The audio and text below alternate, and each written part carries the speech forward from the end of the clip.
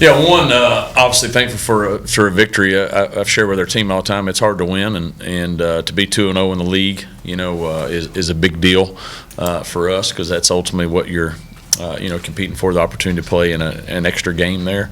And thought we played a really way more clean game from a penalty, from just a discipline standpoint. So I was really pleased with that. Thought our defense really from top to bottom, opening kickoff to the end of the game, really played well. We gave up obviously the one big play there, but I thought they played well and really played hard, played with great effort. Special teams did well, and I thought offensively still shot ourselves in the foot a little bit, just some efficiency and some cleaning up some things, adjusting to losing some guys there to injury, but like how we finished, and we're continuing to get better on that side of the ball. So pleased with just the win and the overall effort and the way the guys came out and played.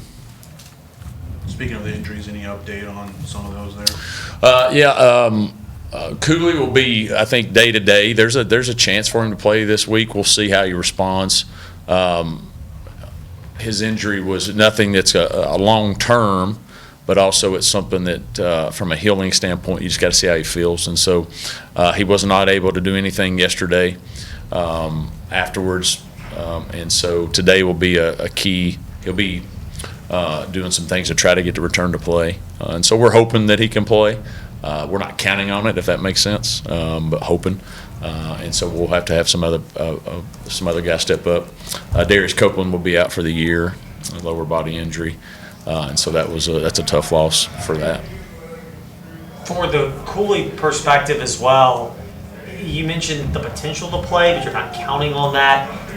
Is there a scenario where you look at it more from all right, he's dressed, but we got to, I don't know if load management's the right phrase, but you got to be judicious about how often you use him? If he's healthy, he'll play. But if it's a 70% or an 80%, we're not going to play him. We need him to be 100% because it's a long season. And so if they tell us that, hey, he's good, but he's only a certain percentage, he won't play. He's got to be where he's 100%. Not anybody's 100% these days, but whatever as close as he is to 100, then he'll play. But if he's not, if they say, hey, it'd be better off for long term for him to give him another week, then we'll give him another week. And so we're not going to rush him back and force him to do something if he's not 100%. Like, we don't need to hurt him for a long term standpoint. But if he's healthy and the doctors and the trainers say, hey, he's good to go and he can do it, then he's going to play. What are we calling that? Is it a hip, groin, or what do you want to go with? Something I would say it's really more of a nerve back situation. Okay. Looking at East Carolina, it's not a conference game, but it's a big game. First time these two teams have met. ECU, an established program. Mm-hmm. Liberty continuing to build its brand. Do you look at this game as not a must-win, but an opportunity for the program? Well, I do think it's the first time for us, if I'm not mistaken, playing an AAC team, so that's a big opportunity. Obviously, they've been well established. Their Coach Houston's done a great job there, and they've won a lot of big games. If you think about college football in the region here, they're one that always comes up. They're extremely talented, and so I think it is a big one. I share with our team it's a big one because it's the next one. They're always big, right? It's no different. But I think from an outside standpoint, from our conference standpoint, you get an opportunity to play against another conference that you're always compared to, right? Because we're, from a location standpoint. So I think it is big from that standpoint. But it's obviously the biggest challenge we've had too. In my 2 seasons, I guess a season and 3 games, they're the most talented team that's come into Lynchburg by far. In all 3 phases, they're big and they're fast.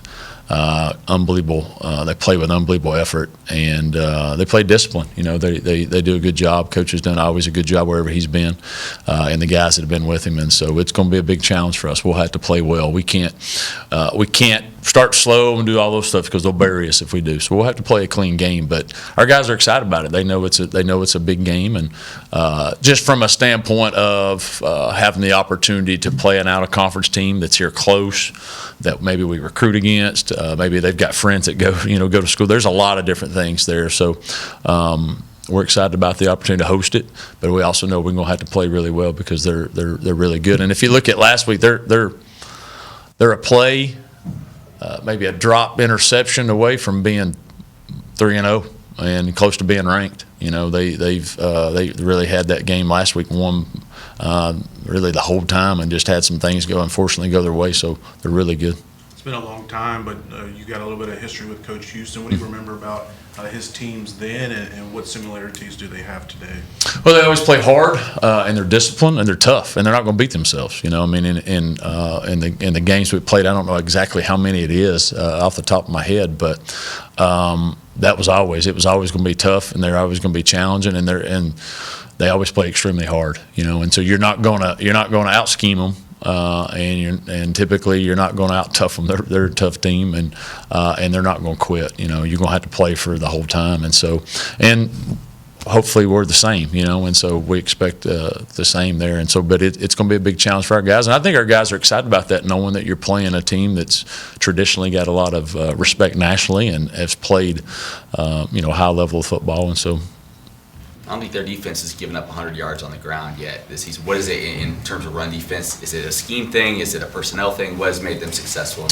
Well, I think their scheme is really good. They give you a lot of different looks, and they move a lot. They're moving from everywhere. They're bringing a bunch of stuff, and then they're doing it with really good players. They're physical at all three levels. If you look at D-line, linebacker, and secondary, but they run to the ball and they sacrifice their body. They're not going to turn anything down. I mean, they're coming to put a licking on you, and so they're physical, and because they move so much and give you so many different looks, it confuses you a lot.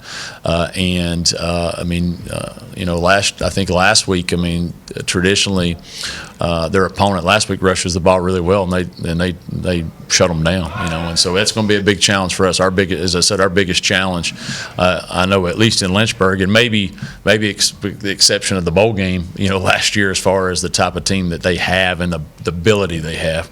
And so we'll have to be very, very creative and do some good things to try to have an opportunity to run the ball, because we're going to have to. You know, we're going to have to be able to run it.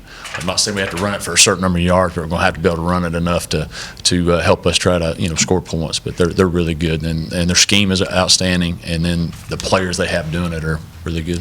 What confidence does your team now have in terms of how you had to adjust the game plan with the early injuries to Darius and Quentin, and you able to retool the offense, and yet through all that they seem to stay poised and efficient? And how does that carry over to East Carolina?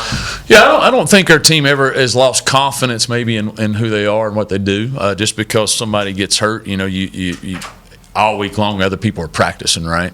And so you believe in your teammates. But I do think our guys have a lot of confidence, knowing that if something does happen, somebody goes down, that there's a guy behind them that can come in and still carry the load. I mean, you're a unit over there, and nobody on that side of the ball is bigger than that unit. And what I mean by that is, if you lose somebody, it's got to be a next man up mentality. You lose somebody that's a good player like a Cooley or a DC, that does hurt you. You know, it does hurt you, no doubt. But the mentality has to be that, hey, my opportunity is here, and I got to take advantage of it. And our players, I do believe, have confidence in each other that whoever's in there, they'll find a way to make a play for them. Was it only 2 penalties last week, I think? Or Yes. Message received, I think, in the way that you guys well, attacked it was never, I don't know if it's never about a message received. It's about us playing the type of game and the way we're coached to play, you know, and playing with the discipline and using the emotion of the game, not allowing it to use us, so to speak.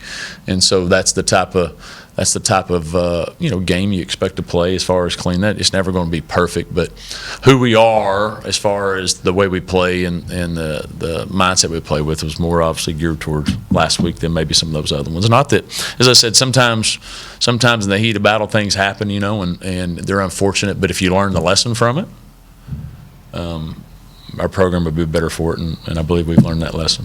Coach, unique game for Taylor Jackson, obviously. Could you talk to us a little bit about encountering him in the portal, and then what it's like in your past experiences of having guys going up against teams that they played against this year? Yeah, it's I'm trying to think how often that's happened, but Taylor's been a phenomenal addition to us. You know, he comes in, he goes to work. Don't say a lot.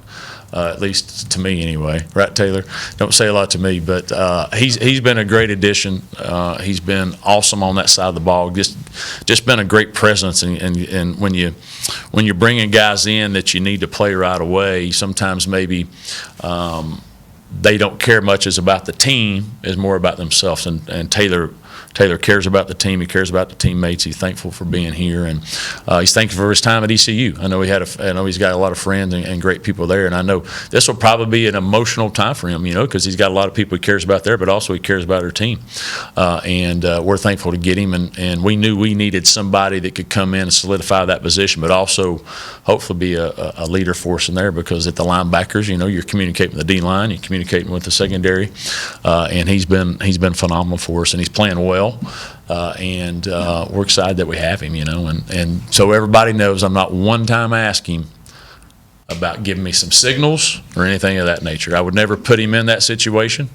I want everybody to know that right now, because he cares about people down there, and we care about him, and I've never put him in that situation to try to turn on any friends or not. So everybody knows that, right, Taylor? See me afterwards, though. I'm just kidding.